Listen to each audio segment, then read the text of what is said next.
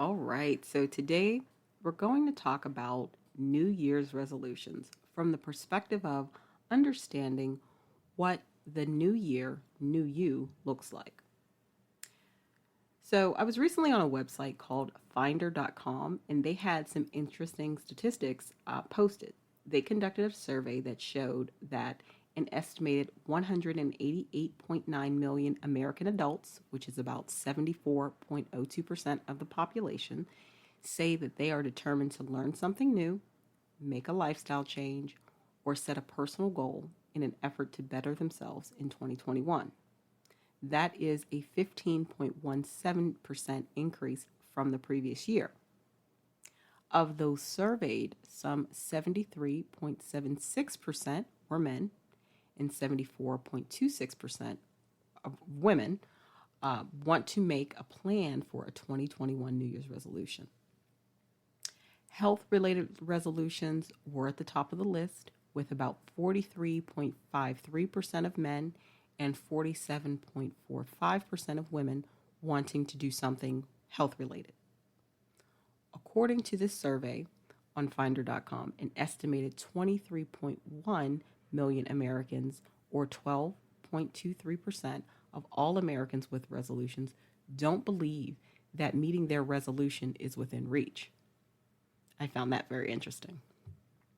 So, a quote I came across that I really felt fit today's theme of the episode was: all of us, every single year, we're a different person. I don't think we're the same person all of our lives. That's from Steven Spielberg. So, to me, this speaks to it's a new year, and it's time for us to understand how we want to be a different person this year versus last year. Now, when I work with clients around the concept of change, especially the motivation to change that comes about because of a new year and New Year's resolutions, this is the first thing that has to be pinned down or fleshed out. The fact that they are different from last year and also understanding what that difference looks like for them.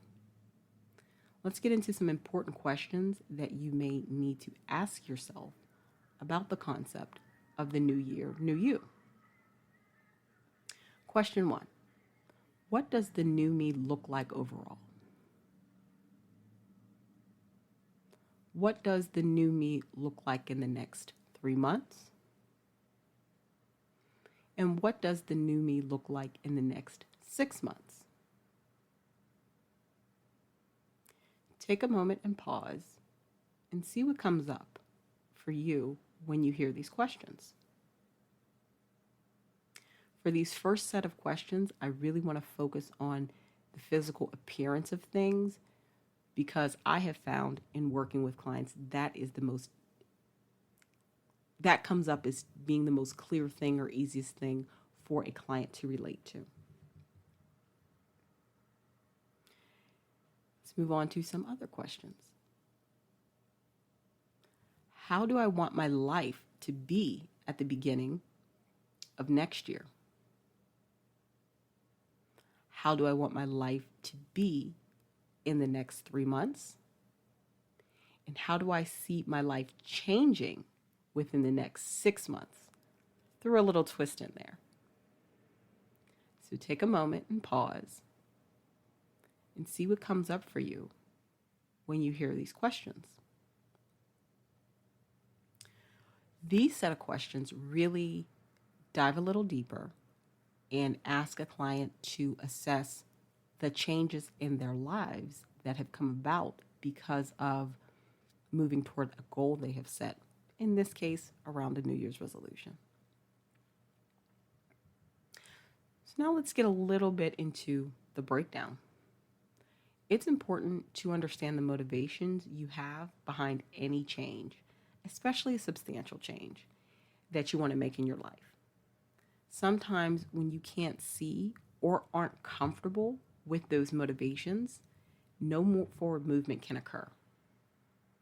It's important to note that if what you're feeling is discomfort or lack of alignment with your goals, when I asked those questions a few minutes ago, you first need to get clarity around what that discomfort is, what that discomfort is about, prior to moving forward with your goal. In this case, it's a New Year's resolution. And the second very important thing that came up from me asking these questions is I wanted to convey the importance of breaking down what you want and how you will achieve it into bite size, in this case, particularly quarterly pieces, in order for it to be more digestible and easier for you to take action. I have found when a goal is too big, air quotes, for a person to see the end of, they oftentimes subconsciously become overwhelmed and likely shut down, which causes them not even to attempt to take the first step. An example I have seen with a client, specifically around a New Year's resolution, is wanting to lose a significant amount of weight. Let's say the weight was 50 pounds. However, during a coaching session, when asked how that would look or how their life would change, there was a block. There was indecision. In this instance, the client needed to see incremental changes first, which they could more easily translate into action steps.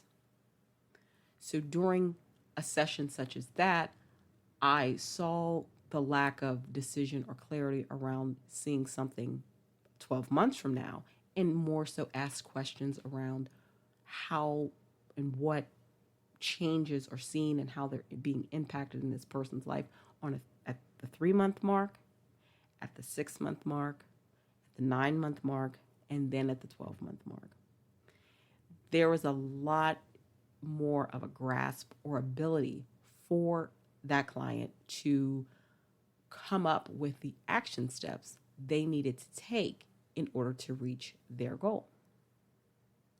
This, of course, didn't all happen in a single session, but it was very telling and clarifying for me to understand, as a coach, to understand that having something big as a goal or perceived as big by a client, it is very important to do that breakdown so that action can be translated from seeing those results. And every client is different. Some can see 12 months and see at the end of 12 months and break it down from there. Everyone's different. It's useful to start also with the end in mind in order to break down your goal into smaller pieces, as I was just stating. It's important to first say, I want the new year, new me in 3 months to look like going to the gym 5 times a week, having eliminated certain foods from my diet, maybe achieving a certain amount of distance in running on a weekly basis. Whatever that may look like to you, define it. New Year's resolutions, I have found, are often around some level of health or physical fitness. However, they can be whatever you need them to be. One of the most important things I would say in going forward with understanding the new year, new you, is the other changes or the other areas of your life that will be impacted by the change you make. So other changes that will come about because of it. You really want to strategically think through how you will be different and how maybe the people around you will be different as well. Now, that is not to say being concerned or worried about other people's perception or acceptance of the changes that you have decided to make are necessary, but it is something to be cognizant of and aware of as you decide to make these changes. What I have found in working with clients is the more clarity they have around those other areas, subjects that may not come up immediately, the more prepared they feel to take upon their action plan and start moving toward their goals and hitting those quarterly markers.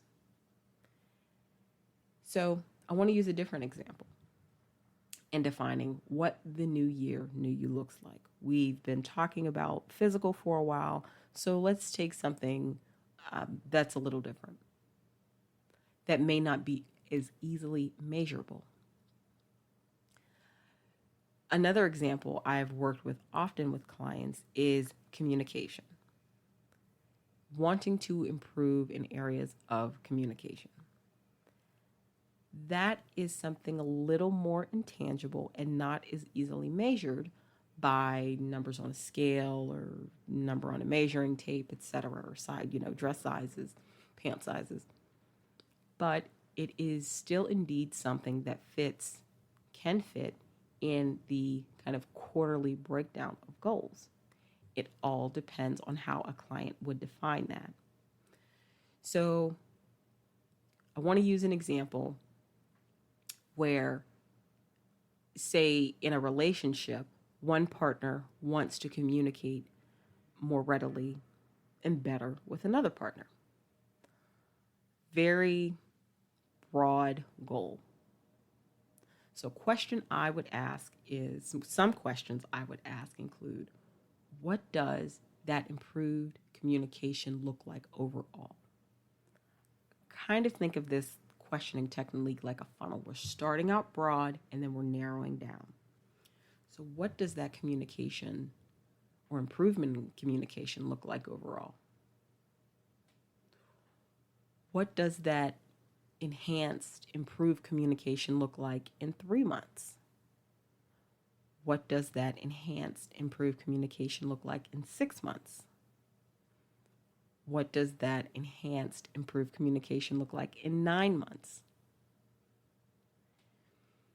What this is prompting a client to do is take a step back and really think about the changes that they want to see in terms of communication in their relationship.